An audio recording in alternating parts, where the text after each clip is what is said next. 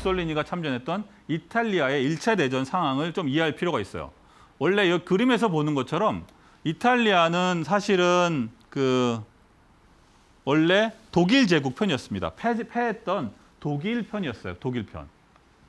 그런데 전쟁이 막상 터지니까 이탈리아는 독일 편에 붙질 않고 상황을 주시했습니다. 그리고 슬그머니 어느 쪽에 붙냐? 반대편에 붙어요. 영국, 프랑스 쪽으로 자기 편을 옮깁니다. 그래서 실제 전쟁은 영국, 프랑스와 같은 편으로 전쟁을 하게 돼요. 그래서 막판에 초이스를 잘해서 승전국 쪽에 앉게 되죠. 잘못했으면은 이탈리아는 1차 대전에도 패전국이 될 뻔했어요. 그런데 어쨌든 승전국에 올라간 것까지 좋아. 그런데 문제는 전쟁 후에 승전 보상 협의를 하게 되는데 베르사유 조약에서 이제 회담을 하게 되는데 거기에서 이탈리아는 자신들이 원하는 것을 획득하지 못합니다. 전쟁을 참여할 때 약속했던 것들을 지켜주지 않은 거예요. 이런 상황에 대해서 이탈리아 국민들이 굉장한 분노심을, 적개심을 갖게 됩니다. 서방, 영국이나 프랑스 등 다른 유럽의 강대국들의 굉장한 불만을 갖게 돼요. 그래서 이 선동의 천재적인 선동꾼이었던 무솔리니가 바로 이런 부분을 이용하게 됩니다. 이런 국민적인 정서를 이용하게 되죠.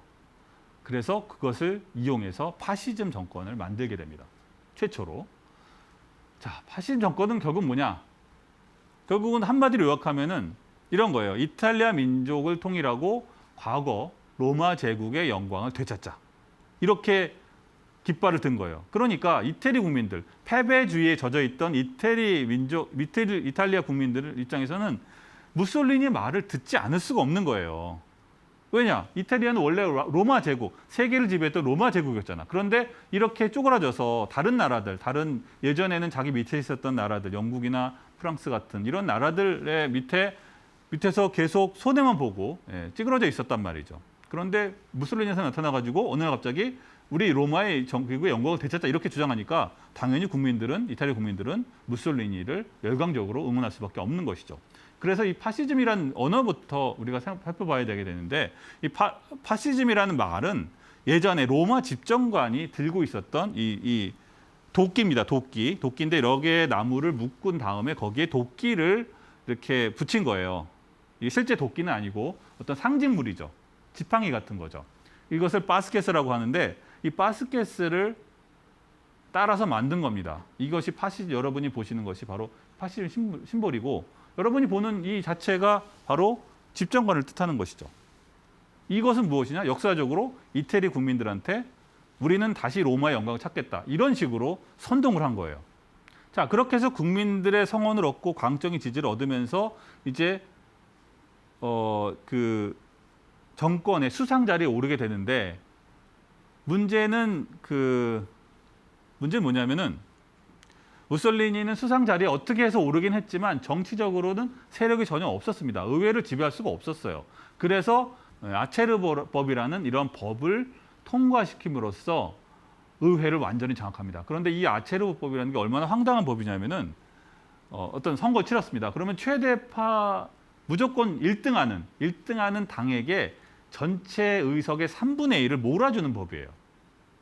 이게 민주주의나 보통 일반적으로 우리가 상식적으로는 상상할 수가 없는데 무조건 이것은 독재를 용인하는 법이랍니다.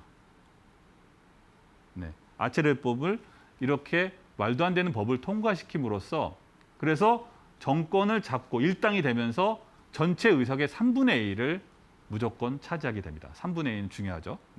그렇죠. 그래서 훗날 이제 이걸 따라했던 히틀러는 그 뒤에 나오죠. 뒤에 수권법이라는 걸 만들어서 역시 민주적인 절차를 거쳐서 독재를 완성하게 되죠. 근데 아체르법이 사실은 그거의 원조라고 볼 수가 있어요. 자, 그런데 어떻게 무솔리니가 아무런 정치적인 기반이 없었던 무솔리니가 어떻게 갑자기 최대당이 돼서 전체 의석의 3분의 1을 먹을 수 있었을까? 누군가가 협조를 했을 것이라는 것이죠. 그 협조를 했던 대표적인 당이 바로 이탈리아 인민당입니다. 이 이탈리아 인민당은 쉽게 말하면 캐톨릭이 만든 당이었어요. 이 당이 2위 당이었거든요. 자, 그런데 이 당이 지지를 해줌으로써 아체르보법이 통과를 하게 되는 거예요. 결국은 원죄 같은 부분이 되게 되는데 캐톨릭 이탈리아 인민당이 지지를 하지 않았으면은 애초 아체르보법은 통과되지 않았을 수도 있다. 이렇게 결과론적으로는 말을 할 수가 있습니다. 네.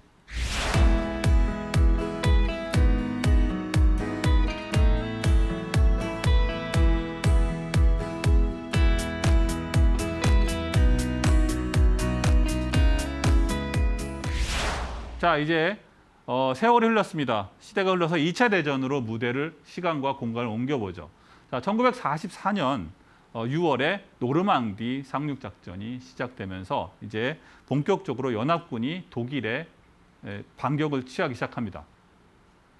자, 그런데 여기서 중요한 것은 뭐냐면은 미국이 참전했다는 것이 중요한 것이죠. 미국은 유럽 전장에 참여할 이유가 없었습니다.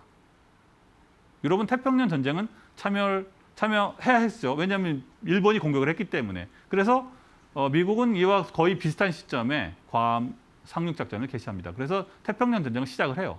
하지만 그와 거의 동시에 미국은 노르만디 상륙작전도 시작을 하죠. 동시에 두 개의 전장에서 공격을 군사 작전을 시작한 것이죠. 미국은 다시 한번 말하지만 그럴 필요가 없었습니다. 누구의 요청이죠? 영국과 스탈린, 영국의 이제 처칠과 스탈린, 소련의 스탈린, 독소전을 벌이고 있던 스탈린의 강력한 요청으로 미국이 참전하게 되는데 세상에 공짜는 없죠. 네, 미국은 충분히 그 대가를 요구하게 됩니다. 요구를 받게 되죠. 네, 그 대가를 받게 되는데 그것이 바로 브레튼 우주라고 제가 말했습니다. 노르망디 상륙작전이 있었는 지 5개월 후에 있었던 브레튼 우주 회담인데 여기에 뭐 각국의 대표들이 모여서 중요한 결정을 역사적으로 중요한 결정을 내리게 됩니다. 금 1온스를 35달러로 픽스해 버린 것이죠. 달러 한 장마다 1달러마다 금으로 그 가치가 얼마인지가 이미 정해져 있어요. 이렇게 고정시켜 버렸기 때문에 달러를 찍어내면 찍어낼수록 그것은 다 돈이 됩니다. 그죠? 그리고 그것은 금이 그 가치를 보증해 줘요. 이런 상황이 돼 버린 것이죠. 금 1온스 는 35달러라는 이 등식이 이제 공식화가 되면서 달러 기축 통화 시대가 열리게 됩니다. 그것이 브레튼 우드 체제라고 우리가 부르게 되죠.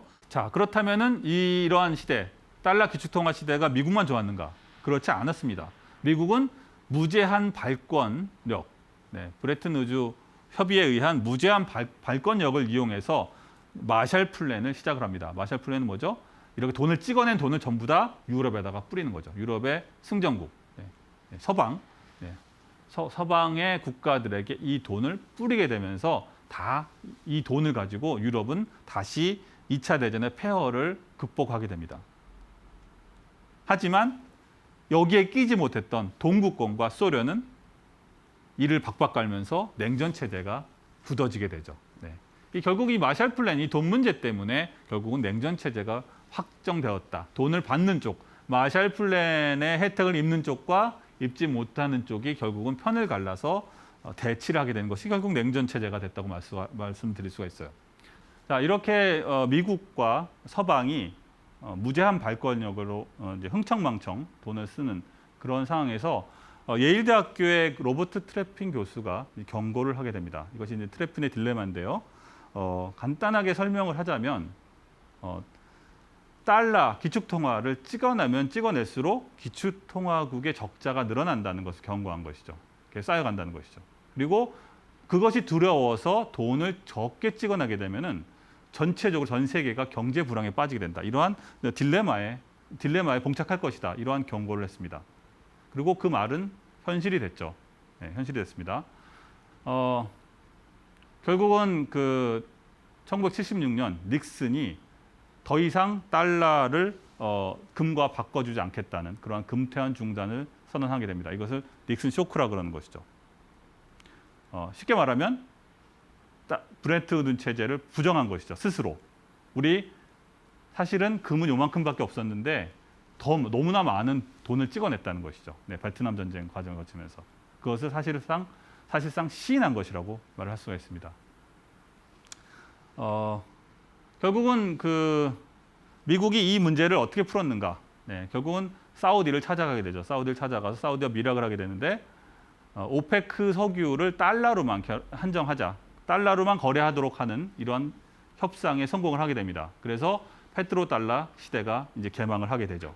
네, 하게 되는데 그 과정은 이미 제가 다른 이전 강연에 설명했기 때문에 자세하게 설명을 드리진 않겠습니다. 아주 중요한 것은 이 페트로달러를 통해서 달러 가격이 무너지는 것, 달러 체제가 무너지는 것을 일단은 봉합하는 데는 성공을 했어요. 하지만 이러한 체제가 영원히 유지될 수는 없었다는 것이죠. 미국은 어떤 식으로든 다른 방식으로 달러의 가치를 유지하는 그러한 방법을 찾아야만 했습니다. 자, 그래서 미국이 찾아낸 방법이 바로 채권 리사이클링입니다. 채권 리사이클링. 자, 이 부분을 여러분이 잘 이해하셔야 되는데요. 자, 그걸 한번 설명을 해보죠. 현재 역사적으로 이 채권 리사이클링이 어떻게 이루어졌는지를 제가 설명을 하겠습니다. 일본의 이제 1970년대 후반부터 80년대까지에 걸쳐서 일본이 굉장히 큰 커다란 무역 흑자를 즐기고 있었죠. 네, 여러분도 기억하실 수도 있고 기억하는 분도 있고 아마 신문이나 이런 것들을 보면은 이해할 수가 있을 겁니다. 당시에 일본은 어마어마한 전자제품, 자동차, 전자제품, 소니, 그리고 도시바나, 후지츠, 파나소닉의 반도체, 닌텐도의 게임, 카시오 등의 이러한 그 전자시계, 퀄츠 쇼크, 이러한 그 최신형 제품들로 전 세계를 풍미하게 됩니다. 그리고 미국으로도 이 일본제 제품들이 쏟아져 들어왔어요. 그죠? 그 과정에서 미국의 산업은, 제조업은 완전히 소멸했다. 이렇게 말을 할 수도 있을 만큼 일본의 제조업은 세계를 장악했다고 말을 할 수가 있습니다. 자, 그래서 이러한 그 관점에서만 보면은 일본의 산업이 급성장을 했고 미국은 그 과정에서 일본에게 많이 당했다. 이런 느낌이 들 수가 있어요. 그죠? 그렇게 이해할 수가 있죠. 하지만 조금 더 다른 제가 말한 채권 리사이클링이라는 관점에서 본다면 그것은 전혀 다른 시각을 우리에게 제공할 수가 있습니다. 이것을 현재 일본의 그 무역 흑자를 채권의 관점에서 한번 보도록 하겠습니다. 자, 일본과 미국이 이제 무역 거래를 하게 되는데요. 국가별로. 자, 일본이 생산한 최첨단 제품들이 미국으로 다량 수출이 됩니다. 그죠? 그렇게 되면은 미국은 그 비용을 달러로 지불을 하게 되죠. 그래서 이것이 우리가 말하는 트레프네 딜레마입니다. 이렇게 해서 미국은 계속 사들이기만 하고 적자는 계속 늘어나게 되죠.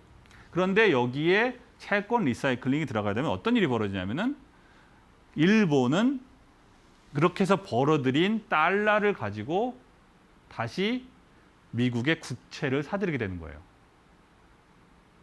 자, 그럼 어떤 일이 벌어지죠? 자, 여러분이 보시는 바로 이거죠. 일본은 미국으로부터 벌어들인 달러를 가지고 다시 국채를 사들이는 거예요. 이것이 바로 채권 리사이클링이 되는 것이죠. 이렇게 되면은 미국은 이 과정에서 무역 적자에 대한 폭을 줄일 수가 있게 되는 것이죠. 컨트롤할 수가 있게 되는 거예요. 이것이 채권 리사이클링의 비밀이었다.